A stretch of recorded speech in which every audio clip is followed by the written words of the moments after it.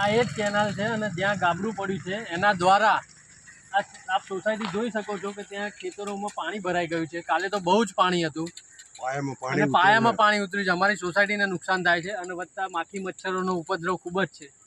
અમારી કેનાલ સાફ કરવાની પણ અમારી વિનંતી છે. અમે જિલ્લા વહીવટી તંત્ર કલેક્ટર સાહેબને 2 વખત મળી ચૂક્યા છીએ. એમને રૂબરૂ આવેદન પણ આપેલું છે. તો અમારી ખાસ કલેક્ટર સાહેબને વિનંતી છે કે અહીંયા આવીને સ્થળ મુલાકાત લે અને રૂબરૂ એનું જે તે અધિકારીને જાણ કરે અને અમારી આ જે કાયમી નિકાલ લાવે.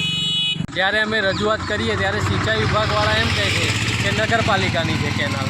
નગરપાલિકાવાળા એમ કહે છે કે આ સિંચાઈની જવાબદારી છે. અમારી એક જ માગણી છે કે બંનેના અધિકારીઓ રૂબરૂ અહીંયા આવે, મુલાકાત લે, સ્થળ મુલાકાત લે. ચીફ ઓફિસર નગરપાલિકાના, સિંચાઈ વિભાગના ઇજનેર બંને આવીને જે બી હોય, જે બી કંઈ જવાબદારી હોય એ એની પૂર્ણ કરે અને કાયમી ધોરણે આનો ઉકેલ લાવે.